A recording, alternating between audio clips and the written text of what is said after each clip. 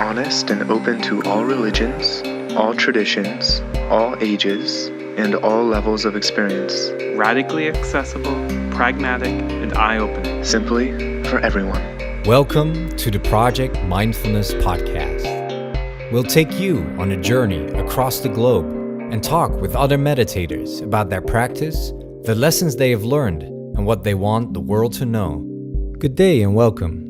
This is episode 15 and I'm Christian Neteson. Thank you for joining us. Today I talk with George Thompson about his 6 months travel to China. In the Wudang Mountains, he studied Daoism and Tai Chi with Master Gu. We talk about his experiences in China, his journey towards it, and how it changed his life. I'm sure his journey and his insights will motivate and inspire you in your practice. George, welcome to the podcast. It's great to have you here. Pleasure. Thanks for having me. Awesome. So, George, for the listeners who might not know you yet, even though I wonder if they haven't heard of you by now, tell us a bit about yourself. Who are you and what do you do in life? So my name is George. I am from Bristol in England. And yeah, hard to define myself. I guess I am a YouTuber. I guess that's still a part-time hobby of mine, but certainly something that's growing. And what I focus on is Tai Chi and Daoism mainly, but ideas that can help us live easier. So yeah. I'm struck by the variety of ways that human beings do the dance of life, cultures, philosophies, practices. And the YouTube channel tracks my journey and trying to learn more about myself and how to function in the world. And I come across these practices, these inspiring people, inspiring ideas, and I share what a difference these ideas make to me. So awesome. Most people know me from China. So I last year went out to China to try and find peace in my mind after getting confused about what to do with my life, as I imagine quite a lot of people have a similar kind of experience when you reach a turning point in your life, and the kind of decision paralysis is quite hard to deal with. So I was like, right, I'm going to go out to China, try and understand what's going on in my head, because I just found it quite tough to just be alone with my thoughts. And yeah, that unlocked an incredible journey into the heart of the mountains and right in the middle of China, where I discovered Tai Chi and Daoism. And yeah, since I've been sharing these ideas that have kind of changed the way that I treat myself. Right, because that's where I know you from. I know you from these videos where we as a viewer get to learn a little bit more about Chinese culture and about Daoism. And you've been there for 6 months, if I'm correct, around 6 months. And you've been even formally accepted as a disciple of Master Gu. And is when you went to China, is that the first time you learned about meditation, or did you already explore a little bit about that when you were back in England?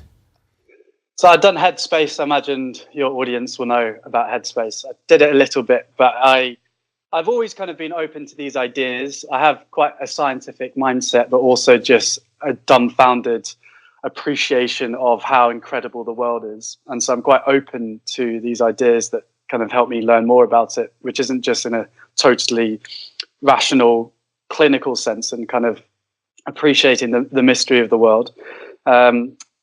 And so mindfulness and meditation is something that I did know about, but I never properly put time into it. I kind of always took it as a second, something nice to do, but not something that I necessarily should put much time into it. So certainly when I came to China, it was when you're sitting down on a rock for an hour or 2 hours with your thoughts after kind of struggling with your thoughts previously. It was definitely a shock to the system. Yeah, I can imagine. And you did that every day for 6 months, is that correct?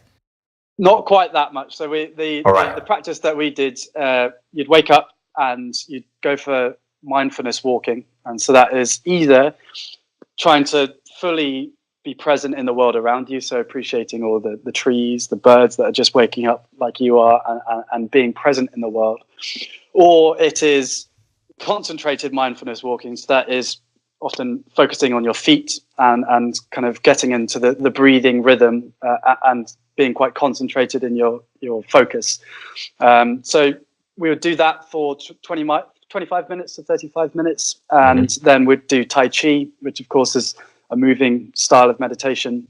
It's all about synchronizing your breath with your movement and having that kind of chi flow. And it's all about that kind of presence into your body and into the earth. And then in the afternoon, after lunch, we'd do another session of 30 to 40 minutes. And then before bed as well, you do you say, he'd repeat a mantra and then fall asleep within 5 minutes. And sometimes I'd have to share a room with Master Gu, if there's lots of students at the school. And just like immediately I can hear him breathing deeply, whereas I'm there for about 40 minutes before going to bed. But that's another form of meditation that we did. Right. And so you took that home with you. Is that something you still do every day, or did you pick up another practice while at home? Yeah, it's a good question. So I do consulting now. So it's kind of a very different lifestyle. So I'm currently doing social work down in the southwest of Britain and kind of bringing together loads of different organizations that traditionally haven't worked together. So very complex and very far away from my life in China. But I try and capture that. The point of me going to China wasn't to kind of escape the complexities of relationships and the modern lives that we necessarily live in, but it's to try and find that tranquility within. So despite the stresses of everyday life.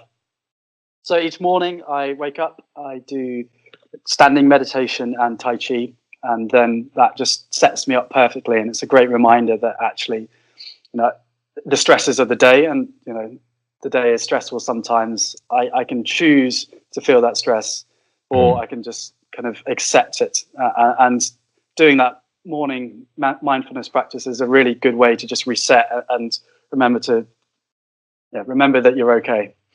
Right. And it keeps you centered, I imagine, or it keeps the chi flowing, so to say. Chi flow is essential.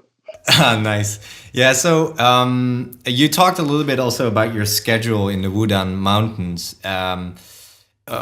I imagine the first few weeks it was tough to get up earlier, or at least to get up early and immediately get out there and start moving, because our bodies and minds are, I don't know, for me at least, it feels very disconnected when we go to work, we go to an office, we sit down, our body is like a sort of a vehicle that drives us somewhere, but it's nothing more.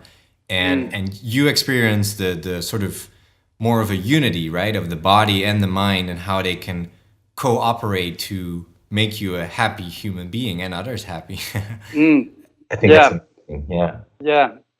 So kind of two thoughts come from that. So definitely starting off the schedule was difficult. I traditionally would never go to bed before 11:30 and never get up before 7:30. So getting up at 5:30 in the winter when it's freezing cold and still dark, -10, there's no heating, and so you're kind of like in bed with two covers on, and you're just like so warm and snuggly, and there's like no way in hell am I leaving this. And then Master Gu like knocks on, like, George, come on, and I'm like, no. But over time, you kind of, when you go out and eventually you wake up, and you wake up when the birds wake up, and there's something really special about that early time in the morning when things are quiet. And even today, I now wake up at 5:30. I still today, just because that's such a special time of day. The second part, with the connection of the mind and the body, Tai Chi very much illustrates this. And it's this amazing feeling that, so when you first start Tai Chi, it's quite a conscious process. You have to use your brain to like position your hands in the right places, and can feel force. It's like learning any skill. It takes some sort of like concentration. But after a while, this amazing thing happens. You concentrate on your breath, and then you're noticing that your hands are gliding past you, and it's just like, it doesn't feel like you're controlling that. It's doing it by itself. But it's not just kind of doing that one movement. It's doing an 8-minute long form that took you 2 months to learn, and then suddenly, and it often is like a clicked moment, and you just notice your hands gliding past you, and it's this incredible visual representation of just how powerful our body is. And if you just let go of your mind, then it can be effortlessly effective without you having to constantly trying to force things. Right. Yeah, that's amazing. And you also learned a lot, I imagine, about Taoism from Master Gu and from your time in China. So what is the Tao? What does it represent for you in your life? What is the Tao? That is the question. It's a tough question. If anyone who's read into Taoism will know that's like, that's the first question that you ask. So the Tao literally translates as the way or the path. But what it actually is trying to refer to is the underlying order of the universe. It's everything in the universe, but also the mechanism by which things are produced in the universe. So an understanding of the Tao is an understanding of the way, and it's an understanding of how we work as human beings, how nature works, how the world works. So an understanding of the Tao is a mastery of the world. But the issue is that the Tao is indefinable because, and Alan Watts has some great examples of the Hindus talk about this, where you ask God one day, you finally get to chat to God and like, God, how did you make the mountains? The mountains are so big and incredible. Tell me, what was the process? I'm so fascinated. And God was like, well, I don't know. I just did it, and it wasn't a conscious process. If God did exist, he made the world without having to do the finite calculations of plate tectonics and the way that chemistry works and bonds different atoms. It just happened. And so another example is the way that we open and close our hands. So we open and close our hands. We know how to do it. We physically can do it, but can we explain in words how we do it? So both these examples illustrate the existence of knowledge that exists on a non-intellectual, non-rational plane. And the Tao is everything. And so therefore the Tao is kind of the science that we know about the world. It's this amazing understanding of the world that we have through physics, but it's also everything beyond that. So we can never fully understand the Tao with our intellect. But the Tao, therefore, is like an appreciation or a learning of the Tao, a following of the Tao is to recognize the mystery of life. It is to try and recognize that we are these complex beings that cannot be fully understood with the intellect alone. And so therefore, all the shit that we give ourselves, I don't know if I'm allowed to swear with the audience. Yeah, go ahead, sure. all the kind of stories and pain that we give ourselves in our brain habitually, often without even noticing it is a consequence of trying to find certainty in our lives, because uncertainty implies that there is the potential that our survival could be at risk. And an appreciation of the Tao is an appreciation that we can't know everything, we can't have everything sorted out, and to therefore sit with that uncertainty and to accept it.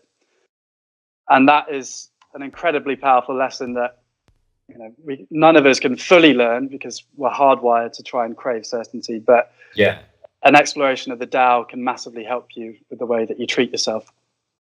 So it's a conscious effort to understand that not everything is a conscious effort. It's like it's for me, when diving into the Chan teachings and also Daoist teachings, there's a lot of seeming paradoxical things, even though, they seem paradoxical, as I said. They're not really contradicting themselves, but they seem like it because it just doesn't work necessarily on the layer of logic, even though it is fairly logic if you know the principles behind it.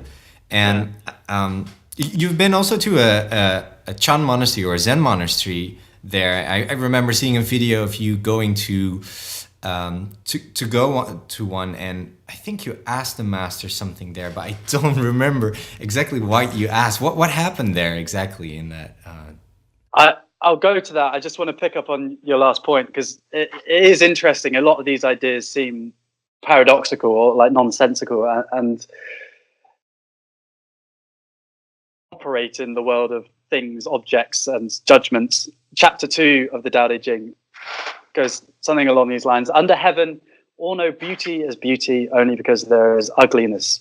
All know good as good only because there is evil. Being and non-being produce each other. The high is defined by the low, the short by the long.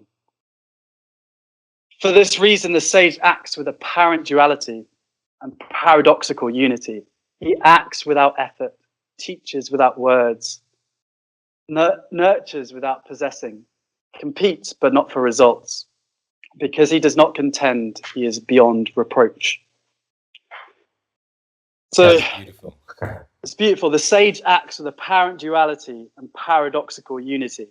And so that is exactly illustrating what you just said. It seems paradoxical because we habitually live in the world of judgments and things, but actually, and the yin yang describes this. You have the yin and yang kind of judgments of good and bad, but actually the unity is the circle. It's like the Tao is, it contains these judgments and is beyond that.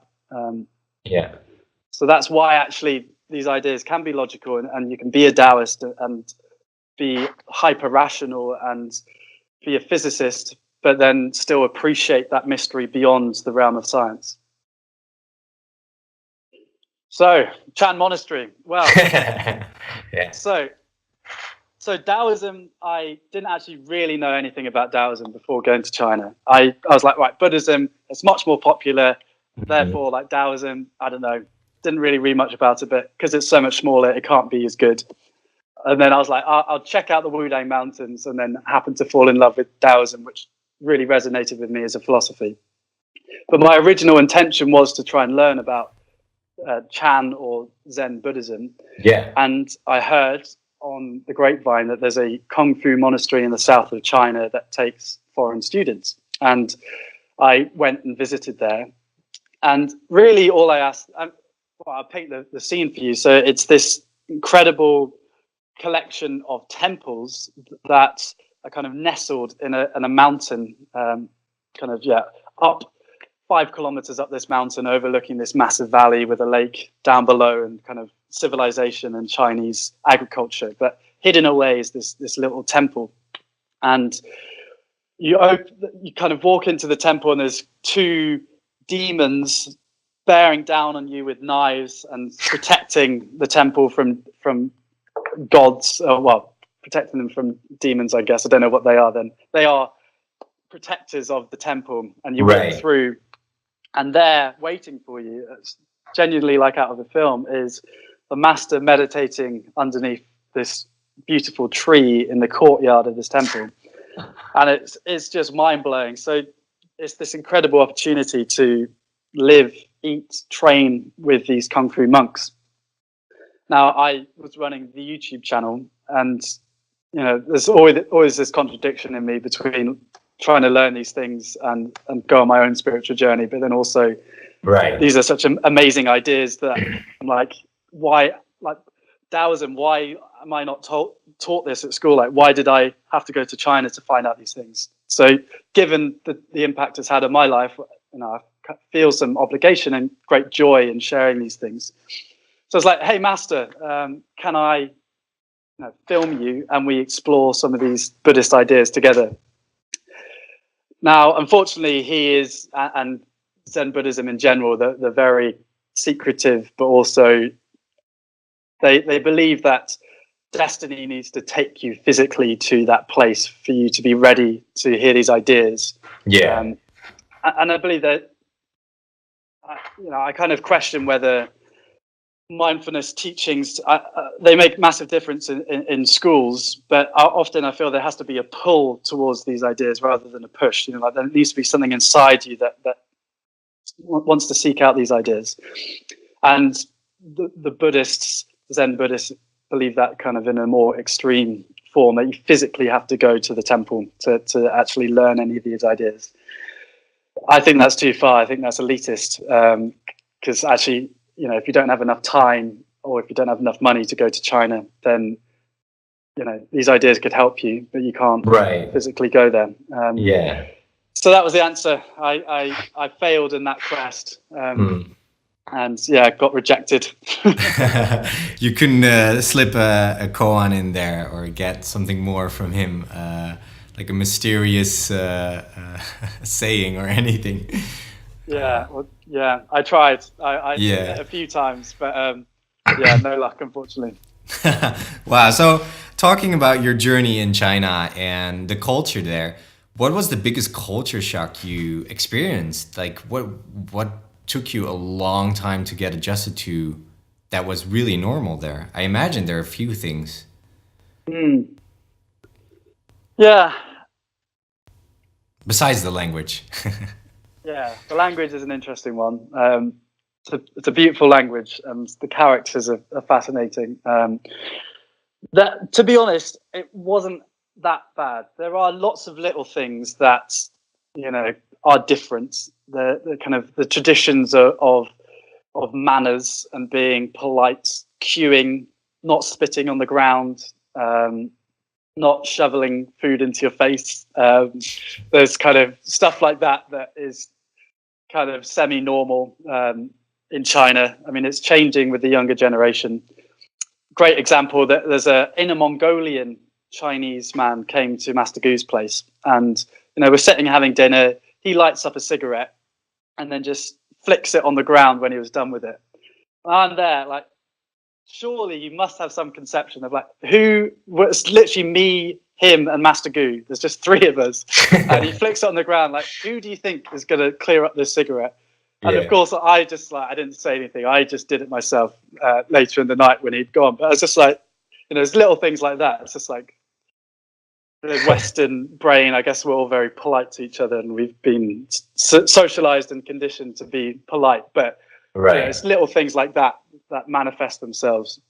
Yeah. But overall, I mean, maybe it'd be a different story 30 years ago. China is vastly increasing its wealth, averages of 8% growth for decades, taking millions of people out of poverty, high-rise buildings. You've got Shenzhen, you've got Guangzhou, you've got Chengdu, which have these Shanghai, these ridiculous skyscrapers and massive wealth, billionaires. There's more Teslas in Shanghai than there are in London. And that feeds down into the kind of the town below the Wudang Mountains as well. So that is a rural town. It's much poorer, but nonetheless, there's roads, there's buses, there's restaurants, and kind of a lot of the amenities that we would find in the West. So it's not as much of a culture shock as people imagine. The people in China are very generous and very warm-hearted and welcoming. Wow.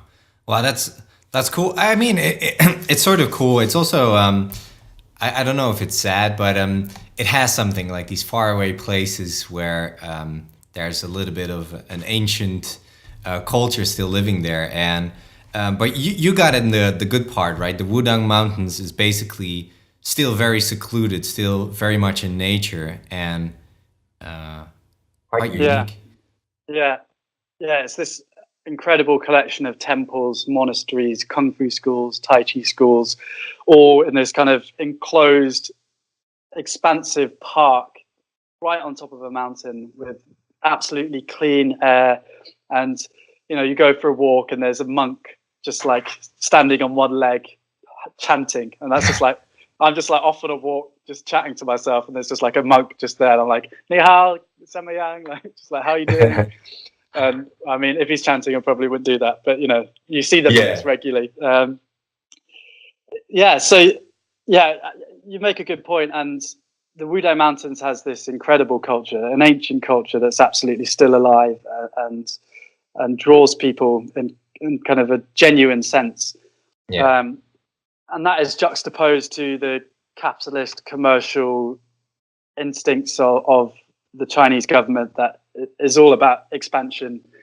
And, it's brought millions of people out of subsistence farming. And, that is a very tough way of life. There's a flood in the Yellow River and it kills millions of people. That's, was a regular event caused by the ancestors being unhappy. That's how the Chinese used to think about it. And today, they have social protection so that, if that does happen, then, people's lives aren't ruined.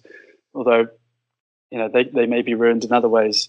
Yeah. Yeah, it's difficult. It's definitely important that these cultures are kept alive.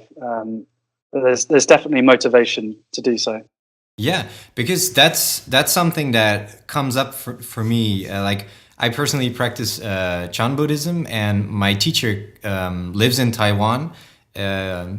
He speaks English, so we actually, like we are doing now, we every Saturday we do a webinar, and I learn about Chan Buddhism, and I've also looked in a lot of like the Daoist texts, and what always it's still striking me as very bizarre is if you look at China now and the government now, and you look at the teachings of the Daoism, and it's just mind blowing. It's was there, like, did you notice anything from Master Gu or other people in the monastery that they were concerned about this, or they felt like, oh, it's clashing, or was there really no like, did you feel that conflict that I'm feeling? This it's almost a duality, right? Communism, how it is now in China, and Daoism, it's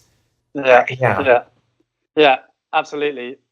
There's the factory owner will happily pollute the river so long as he makes enough money, and the government official will happily take the bribe, and everyone downstream will have dirty water. And that is just one example of thousands of the way that nature, which used to be seen as part of us, this unity of man and nature, just different manifestations of the energy of the world.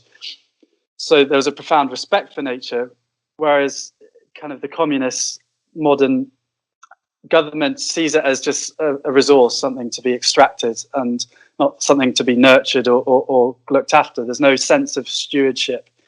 So yeah, it's a profound change, like a qualitative change, and it happened in relatively short amount of time. And I'd recommend a book to anyone who's interested, On China by Henry Kissinger, and it goes into some of the philosophy of kind of the politics of how China was, and the kind of different manifestations of philosophy today, as well as tracking all the kind of political events.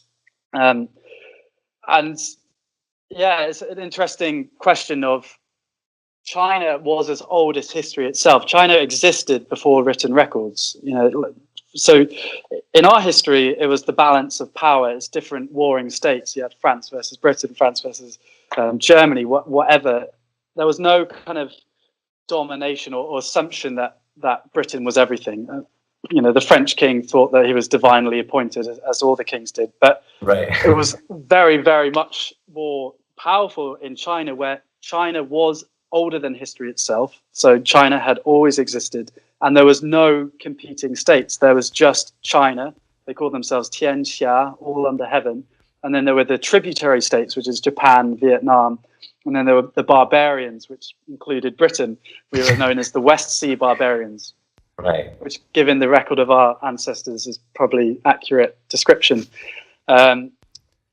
So the philosophy also represents this. So the yin yang shows the kind of constant interplay between good and bad times, order and chaos.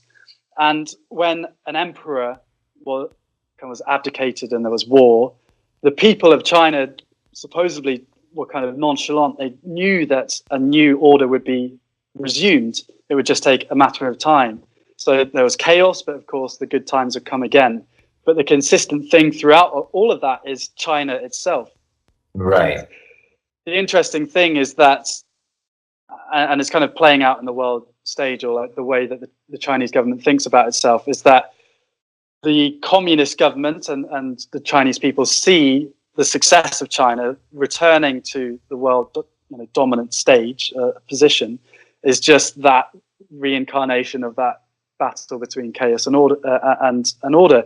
Right. So in the early 1900s, China just delved into chaos, and now it's coming back the other side. But then the interesting question is the China today what China was then? Like, is it that old system resurfacing, or can you even say that the communist government today is what the glory of the imperial Chinese were? Yeah. Yeah, exactly. And it's also I find it fascinating that there is still a space for these monasteries and this culture to exist. I imagine that, I mean, it's hard to, I imagine they respect the culture, but it's still, it's so special. It's so special that it's right there in the midst of this anthill of building and constructing, and then there's this peaceful place in the middle of nature, and it's just fascinating. But as you said, it's yeah. Sorry, just on that, I mean, the Chinese government did their very best to eradicate that culture. You know, the reason that your master is in Taiwan most likely is because his father or himself fled there in the Cultural Revolution. I mean, thousands of years of history were very almost extinguished in a period of 5 years. It was unbelievable, the damage. You know, so like you've got the Shaolin Temple that had 2,000 monks practicing. Today they have 14. Now it's just a tourist trap. Even the temple, the Zen Buddhist temple that I visited, shut down, turned into a housing place for, like, it was an insane asylum, and thousands of books burnt, and in the Wudang Mountains, temples were burnt, and a lot of the Daoist practices were destroyed as well. So there's someone a French guy who was living close to Master Gu's place, who lived there as a hermit. He'd been living there for 6 years, studying and trying to translate these Daoist arts about like breathing and kind of the martial applications of a lot of these Daoist ideas to try and save them. Right. His story is fascinating because he came to the Wudang Mountains 10 years ago and kind of was shocked that actually a lot of the Daoist practices that he had heard about weren't actually being practiced there. And he went to Shanghai, where he heard that there were just 2 elders who were about to go into retirement or die, who still had these secrets. And so he trained under those elders in Shanghai for 4 years before then trying to come back and restart some of these ideas being practiced in the Wudang Mountains. And, you know, this is the year 2000. These ideas have, they were alive and being practiced and mastered for thousands of years. And in the period of 5 years and the subsequent kind of suppression of this culture means that a French person from France has to come in to try and revive these ideas. That's kind of just how destructive that time was and that policy was for these ancient cultures. That's mind-blowing. I didn't know that. I'm learning a lot this episode. It's really cool. Awesome. Yeah, so you in one of your videos, you talk about the Underminer as a sort of idea of these thoughts that, well, literally undermine whatever plan you have, whatever thing you want to do. And that was something that was really strong when you finished your university. And I imagine actually that is a time for many people where you finish this sort of, I don't know what it is, all these educations and schools, and you grow up from very young age till I don't know, to 21, 22, depending on your education, and then the world is wide open, and it's exciting and it's scary, and I wonder now that you've been to China, was it part of your education? That's my first one, and I'm pretty sure you'll answer yes to that. But still, I feel that does the Underminer still play a big part in what you do right now? And what is the difference from the George before going on a trip and the George now? Yeah, so the Underminer is the voice in our head that brings us down. It's the voice in our head that gives us pain. And it's, for me, it was just another kind of more accurate description, what I felt like that power was, of the pain body that Eckhart Tolle, can't ever pronounce his name. So how do you pronounce Tolle? Yeah. I suppose it's Tolle, yeah. Perennially get that wrong. So he talks about the pain body. It's part of us, and I believe it's, like I was saying earlier, the part of our consciousness that is trying. Now, our brain is like a radar on a ship. It's constantly analyzing the world, identifying problems, and then coming up with solutions.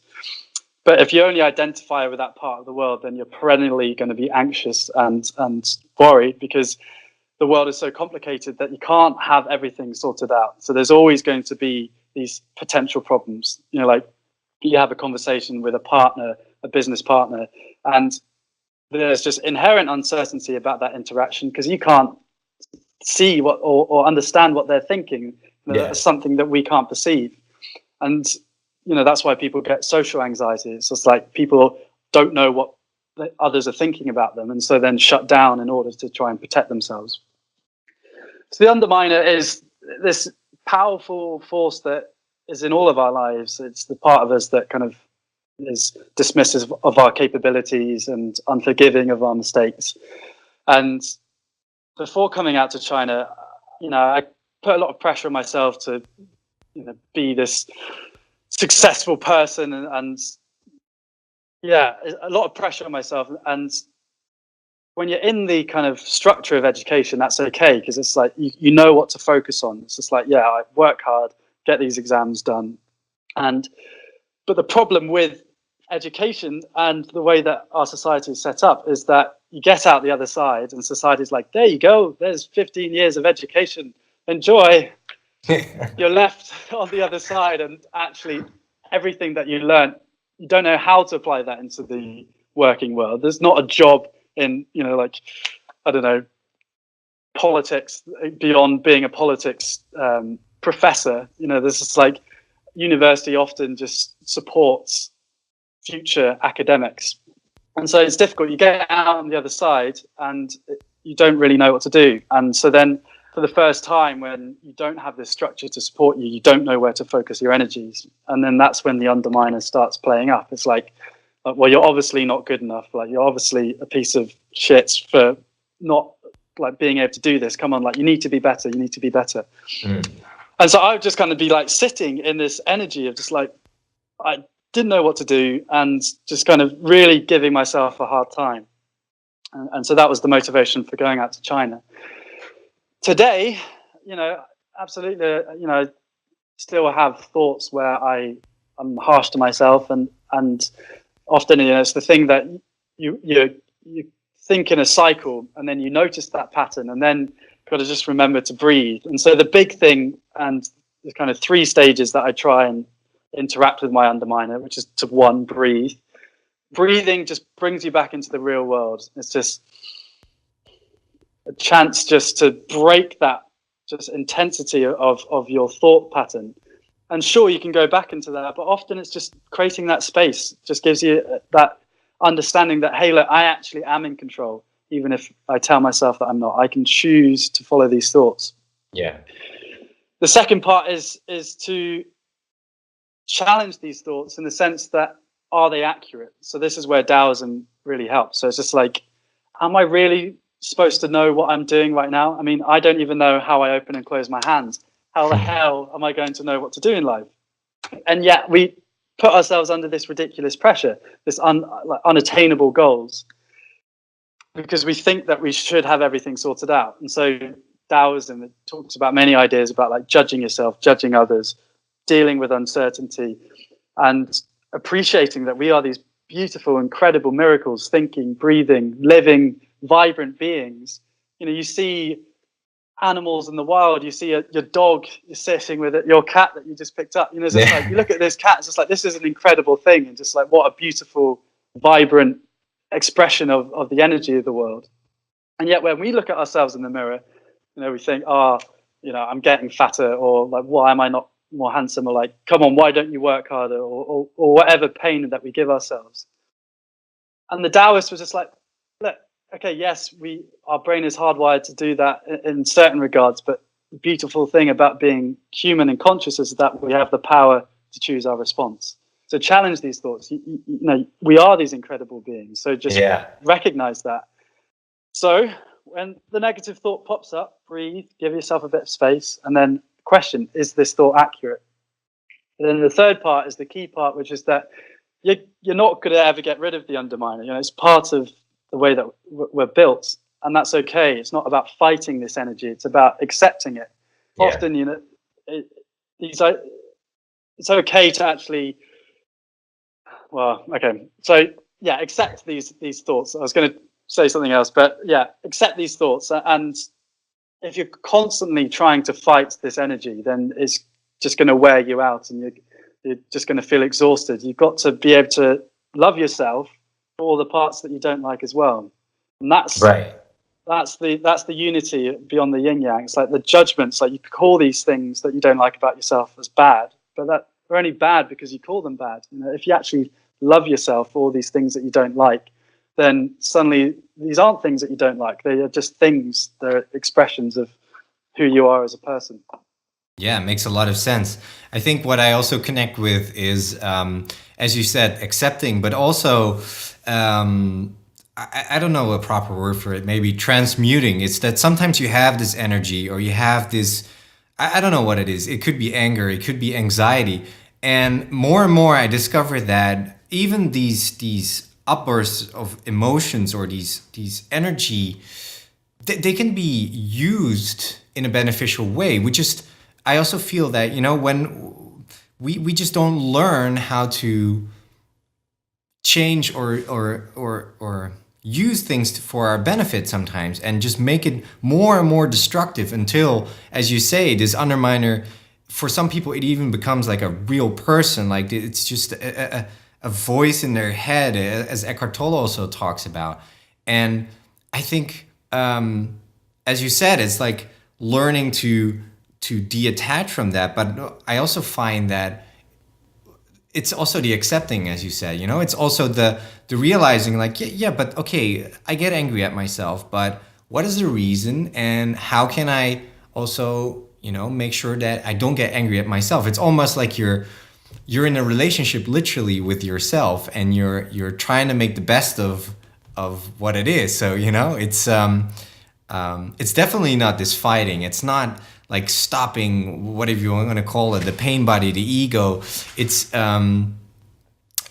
learning to give it a place, because it has a place, but not as big as some people like to believe. And as we learn, to make it like some sort of huge, I don't know. Some people are so dominated by it. They're grumpy the whole day, and man, I just feel bad for them. I feel like, hey, man, it doesn't have to be like that. It's okay. Yeah. Yeah. Transmuting. That's absolutely the right word.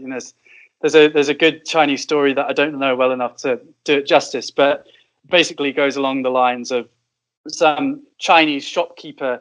He has a conflict with one of his customers, or someone in the village. And he kind of storms out of the shop, and then runs home, and then runs round his garden 3 times. And he did this for his whole life. And, the people around him, like, this guy's crazy. Like, what is he doing? It's just like every time he'd get into an argument, he'd just run out and just run around the garden 3 times. And over the years, it turned out that he was an incredibly successful shopkeeper. And soon enough, the garden got bigger and bigger. And soon enough, he had children and grandchildren. And he was running around again one day, and his grandson was just like, "Grandpa, why do you run around so much?" And the grandpa replies, "Well, this is actually the secret of my success. You see, every time I get angry, rather than allowing this destructive energy to cause destruction, I change it. I transmute it into something more useful. So when I get angry, I channel this energy into determination. I focus on, I run around the garden, and I determine to myself that I don't need to be angry." There's some line that is very beautiful, but it's like changing this energy into something that can be used, something that's constructive. And I'll revise that one next time. But there's other examples of Tai Chi, for example. So Tai Chi and a lot of like pushing hands in Tai Chi, a lot of these martial applications. The way that you overcome an opponent isn't by brute force, about being like big Mike Tyson style.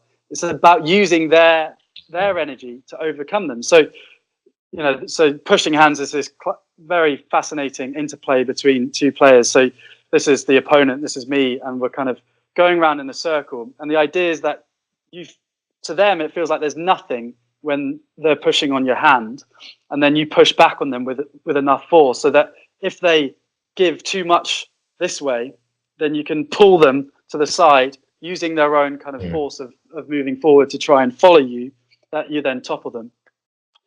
And so, again, that is transmuting a form of energy and attack that could damage you into actually becoming the downfall of that person.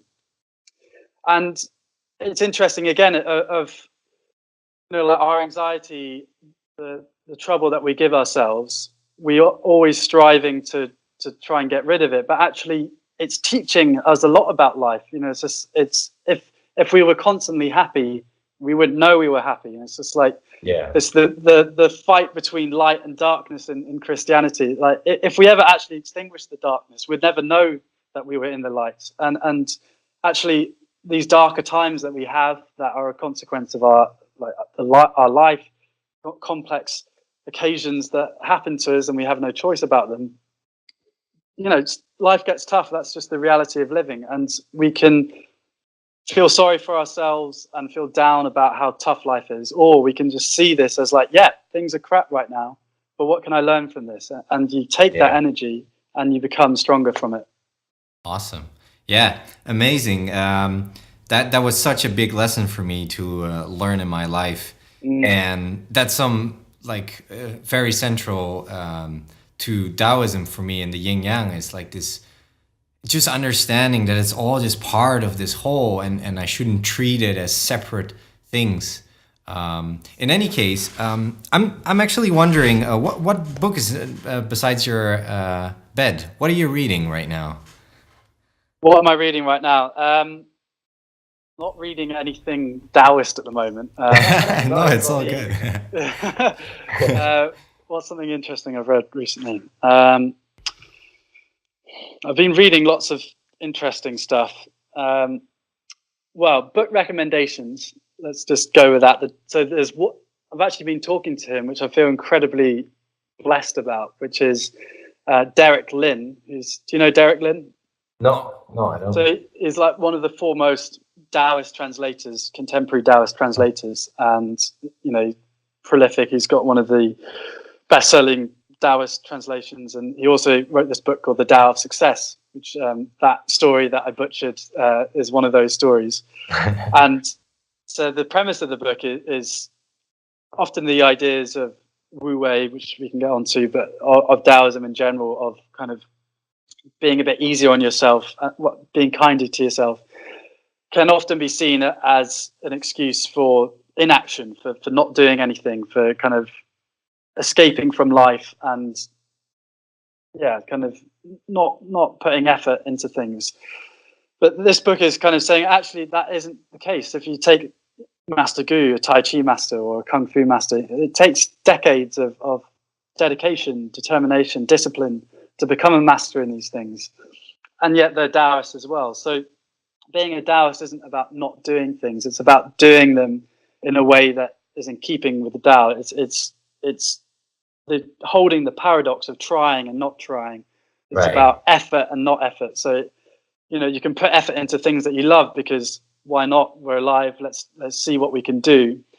But it's not going too far the other side of suddenly stressing yourself out about not achieving a certain outcome, or being attached to goals, or stressing yourself out in the process. It's about doing without those negative effects. And there's all these beautiful stories from ancient China that have different lessons for us of how we can act and hold ourselves to be effective, but in a way that's keeping with the Tao. That's a good recommendation. I might start reading that actually. Yeah. You can just take it story by story, and they're fun if you can try and remember them, to the good like campfire things to share. Yeah, exactly. Yeah, I love that about these stories in general. They're really funny at times too. Like the Zhuangzi, if I pronounce it right. There's Zhuangzi. Okay, there's such funny stories in there, and it's written with such cute humor. So The Taoists understood intuitively that we don't remember facts and figures. You watch the news, like you remember the story, but do you remember the facts and figures? Like rarely. We are emotional creatures, and the Taoists, the way that they taught this profound, life-changing wisdom is through humorous stories, paradoxical poetry. These kind of mind-bending, challenging ideas that stick, and they weren't so caught up in their own magnificence that they couldn't have a bit of fun, a bit of self-deprecating humor. And the funny thing is that by being self-deprecating and having humor in their stories, in terms of psychology, it actually sticks in our brains more effectively. And they understood that intuitively. Yeah, amazing. There's so much to learn. George, I want to ask you one last question, and that is going to be, what would you give as an advice to our listeners? What is something you took from this whole journey that you feel is essential? Just anything you'd like to share, really, on anyone on the path of mindfulness and meditation, trying to get everything in place, in peace and rest a little bit. Yeah. Well, you're never going to find absolute peace. So long as you're searching for peace, you by definition are not at peace. So give up that journey. Try and learn about yourself and the world, because it's fun. The more you learn, the more you see, the more that you perceive. The main thing that I would say is we are stuck with ourselves, whether or not we like it, for our whole lives. So you can choose to hate yourself and not love things about yourself and not accept things about yourself, or you can just accept these things, warts and all. And it's easy to say that, but often we just need reminding that we are these beautiful miracles. So when you look in the mirror, this is what I like to do, is try and see a yin yang in your eye, or try and just pull out this incredible jewel that we all have, this amazing piece of jewelry. And yet we habitually look at the mirror and look for our flaws.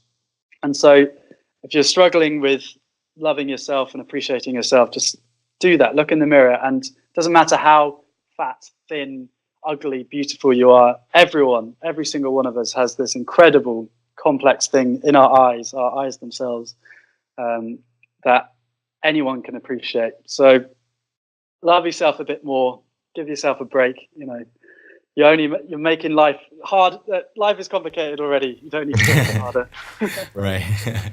Yeah, makes a lot of sense. Well, thank you for that advice and really for the whole talk. But it has been very interesting. I've learned a lot, and I'm just very happy you came on the podcast. Thank you. Yeah, well, it's a pleasure, and it's great to hear about what you're doing, and I hope that this community continues to grow and support each other. So thanks for having me. Yeah, thanks, man. Make sure to follow The Journey of George on YouTube if you feel inspired by his story. The link will be in the description. Don't forget to subscribe to this podcast if you enjoyed this talk. And thank you for listening, and have a great day.